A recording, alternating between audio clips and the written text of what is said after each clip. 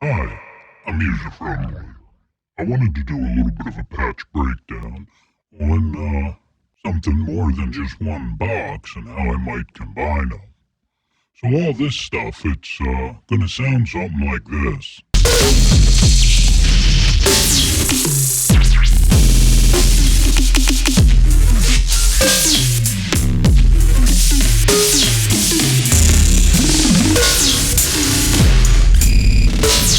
Alright, that's enough of that. I don't really know where to start with something like this because it's mostly just based around randomness with, kind of guesstimation on where stuff should go and what might sound good. So let's start with the Eurorack. Yeah, that'd be a good place to start. Let me move the camera. Alright, so here's the Eurorack. If you're looking for an in-depth explanation on how this works, you can look at the video I had my assistant record. It'll kind of go into some more detail on it. So in the 301, it's the normal thing. We have in the global chains, I got 4 samplers.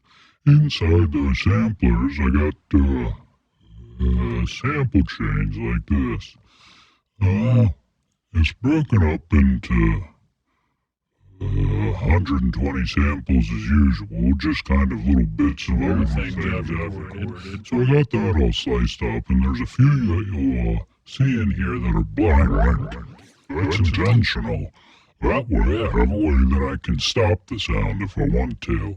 I can't really figure out a way to do just normal gates on the 301, but honestly, even if I could, I don't think I would do it that way. It's just, then you gotta do a stop or whatever on the nerd sec, and it's too much for me. So anyway, I got 4 of those going. I got some drums happening on the assimilator. I can send those samplers to the morphogene or the not morphogene, the verb or the mimeophone, normal like, and then everything goes back into the 301 and then comes out as a stereo pair into morphogene and then into this compressor. Now on the nerd sec, the first couple patterns, there's some stuff there, but disregard it, it ain't doing nothing. So those are the first couple blank, and then there's just a drum beat over here with some hats and a snare and a kick, and so that happens. These first couple are empty, and then down here some other things start happening. Each one of these tracks is corresponding to a sampler that's up in the 301. We already talked about that. So on this pattern, a random sample is going to be selected, and then it's going to stop for this first quarter of the bar. This is also going to randomly go to morphogene. Not morphogene. Mimeophone. It's going to randomly go to mimeophone or verb. There's also probability on the trigger on the top one. So maybe it'll, trigger a random sample, maybe it won't. Then the probability goes back up to 100% to make sure that whatever happens here definitely starts. Alright, so the next one over, it's, they're a little bit out of order, but it's the same idea. Halfway through this pattern, it's a random sample from the other sampler up there. Next one over here. So you see I have all 4 quarters of the bar, like, oh god. So, that's the first quarter. But there's nothing there, obviously, but it's over in this other one.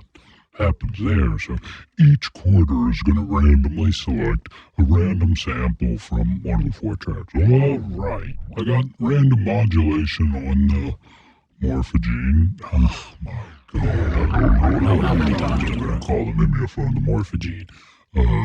They both look the same though, so there's that. Anyway, they start with these settings, and then randomly select some settings, then they go back to it. So each quarter bar, something random will happen with these two effects. Again, I told you this is largely based around randomness. So, first one is size for the herb verb, then it's tilt for the herb verb, then it's the decay for the herb verb. Mimeophone, it's the repeats, and then the rate, and then the zone. So, random stuff happening there as well. And then over here, this is the morphogene. So, the morphogene is always off at the beginning of the bar. Then, it'll go randomly wet. So how much it goes wet, as in glitches out the whole mix, is a random amount. And then random stuff happens with the gene size, the slide, and the pitch. Excuse me. Alright, so that whole mix is randomly going to go into morphogene and get cut up. Alright, that's out. Well, this is stuff for the assimilator.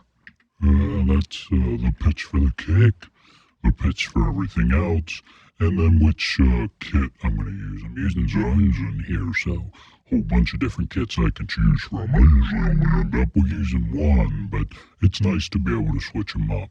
And then this is to send the effects, or, whatever I want from here to the effects up here. So, yeah. Alright, that's what's going on this track, and then this one's the beat. There's a little bit of variation in between them, but nothing much. It's pretty straightforward. And then down here I get into some more normal patterns where I've kind of selected which sample I want and when and whatever, and it kind of goes on like that. Alright, so that's all happening up here on the Eurorack. I should mention, I think, actually, morphogene, if you haven't watched my other video, that's in effect mode. So, the whole mix is constantly going into it. I got CV over the dry wet. In the text file, you can change the SOS knob to be a dry wet. Alright, so basically that means if I make it 100% wet, everything that's going in is constantly getting recorded, and I can change the pitch and stuff. It's kind of like a little mini Octatrack happening right here. Alright, let's move over to the rhythm. Alright, so the rhythm is pretty straightforward.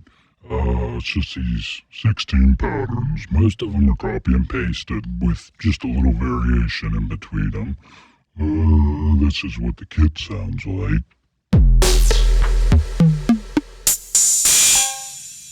Straightforward. The snare has a sample on it. Basically just resampled the snare and changed some things on it. So the first few patterns are straightforward.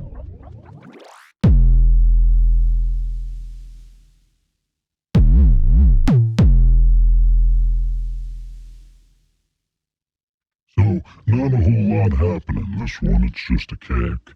Next one over, the hat comes in, and then the snare comes in. Actually, I have the snare rolls in on this pattern. And then it comes in, so I have a kick on 1, and the snare happens on 9. Yeah, I don't really think I need to explain a whole lot of it. It's straightforward. The idea, though, is all 16 of these patterns play.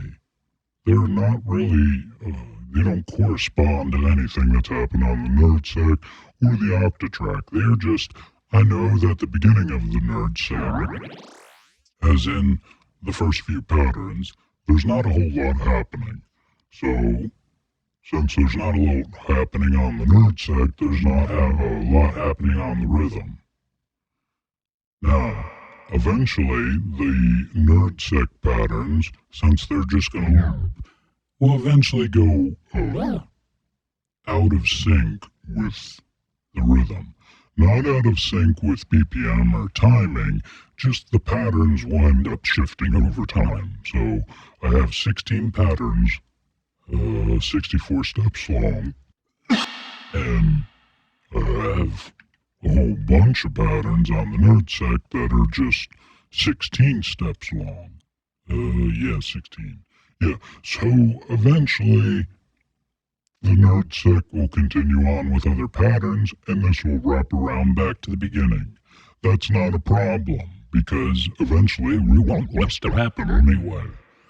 Even though there's, a little bit of stoppage and breakage in these patterns, meaning there's just less that happens in a couple of these. So basically, yeah, that's the rhythm. I don't think I need to go into any more detail on that. Now, I'm still new to the Octatrack. I've only had it for it's been less than a year, I think, couple months or something. So, I'm not the best with it, obviously. But what I got going on here is it's sending, MIDI, clock and transport out to the NerdSec and the rhythm. So when I press play here, everything goes. Now, on the NerdSec, whichever row you have highlighted, that's where it's going to start. Let's get the rhythm out of the way. The rhythm just comes into A and B and into this 3-track here. That's it. There's a tiny little bit of compression, so I got compression on the rhythm, and then again in the Octatrack, but it's very little bit. Yeah. And then after that, there's a lo-fi there, but it's not doing anything. I got the distortion on the rhythm, so I don't need to use this. I think I just put it on there to see what it sounded like at some point. Alright, so that's the rhythm. That's all explained. There's not really a whole lot else to know. It's just getting clock and transport to start and stop. So, on the Eurorack side of things, I got 2 flex tracks. Yeah. So let me see how I can explain this simply.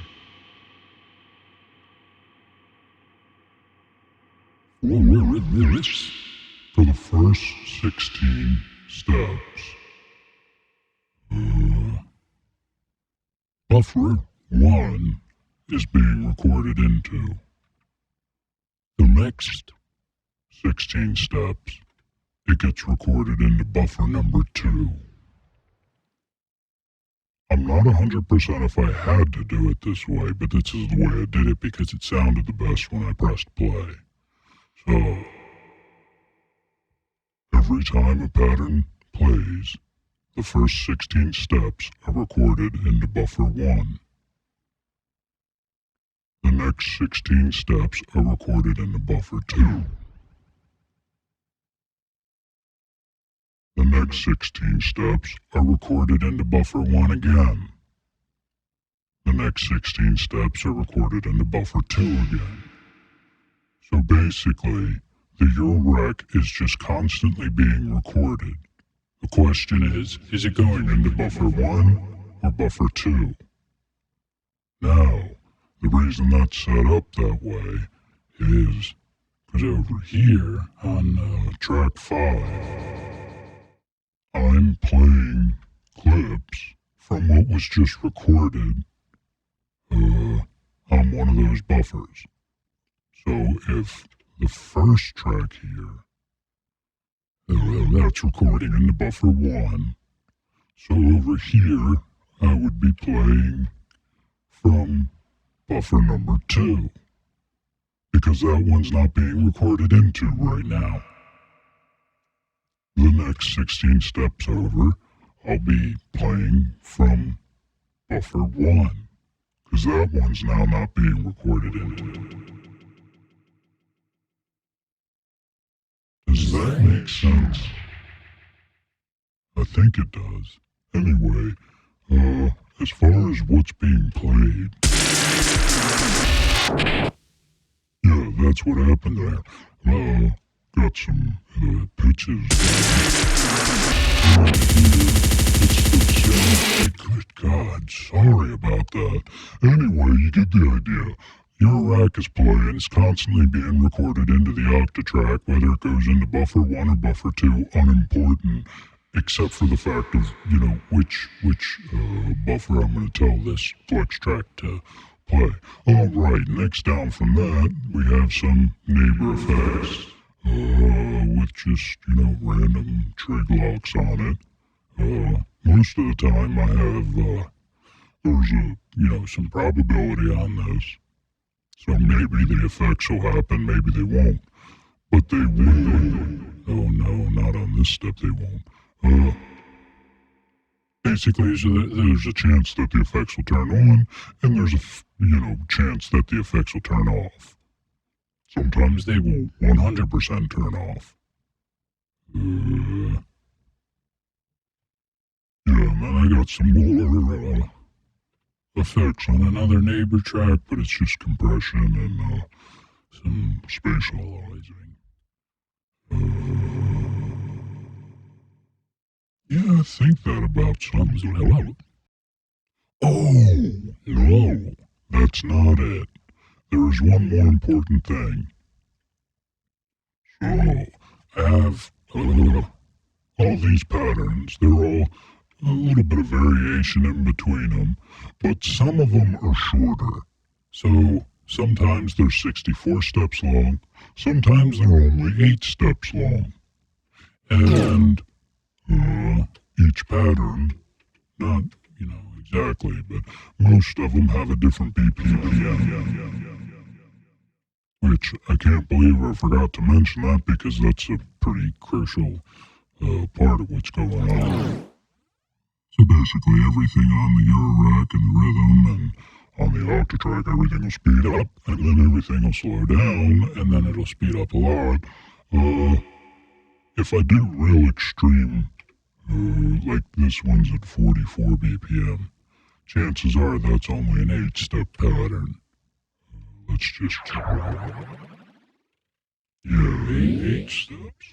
Because it's, going so slow. If it was going to be 64 steps at 44 BPM, that would take forever. So, same thing though, on these extremely fast ones, it gets kind of overwhelming to be going that fast. So, also just 8 steps to where it just speeds up. The general idea here is I have stuff that sounds, kind of the same or whatever. And then I just have a general architecture of how it should all work. So, like on the nerd sec, the beginning of it is pretty simple. It's also pretty simple on the rhythm. And then it's all getting pumped into the Octatrack. That's doing its thing. Eventually, stuff starts to get, it's not the same because, this was 8 steps, then 64 steps, and different BPMs, and all that's happening on the nerd sec, so the patterns are constantly changing, and then, the rhythm ends up looping back around to the beginning, and stuff just kind of ends up phasing, is that the right word, with each other, and, it can kind of go on indefinitely. That's why you just saw me, or gonna see me, just hit the play button, and then the stop button, and then, that's your track. Yeah, alright, now I think that's it. Well, goodbye.